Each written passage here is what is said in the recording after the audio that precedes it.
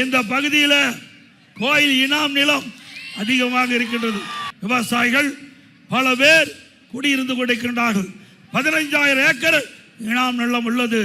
2,500க்கும் மேற்பட்ட ஏக்கர் இனாம் நிலத்தில் பல பேர் வசித்துக் கொண்டிருக்கின்றார்கள். அதிலே வெங்கமேடு, வெங்கமலை, கோதூர், குளத்துப்பாளையம், கோதை நகர், கொங்கு நகர், வாங்கப்பாளையம், ஆண்டாங்கோயில், அருகம்பாளையம், ஜவஹர் பஜார், ராயனூர், வாங்கல், குப்புச்சிப்பாளையம், தாந்தோண்டிமலை, காந்தி கிராமம், தோரணங்கள் பட்டி, இப்படி 2,500 மேற்பட்ட ஏக்கர் நிலங்களில் வசிக்கும் 20,000க்கும் மேற்பட்ட குடும்பங்கள் இன்றைக்கு கதைகளாக சூழல் ஏற்பட்டிருக்குது.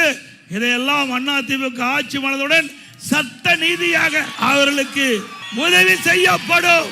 அதிமுக அரசாங்கத்தை பொறுத்த வரைக்கும் மக்களுக்காக ஆட்சி செய்கின்ற அரசாங்கம்.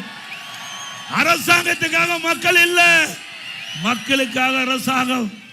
எந்தெந்த வழியிலே சட்டத்தின் மூலமாக அவர்களுக்கு உதவி செய்ய முடியுமோ அந்த அளவுக்கு 100% அந்த மக்களுக்கு உதவி செய்யப்படும்.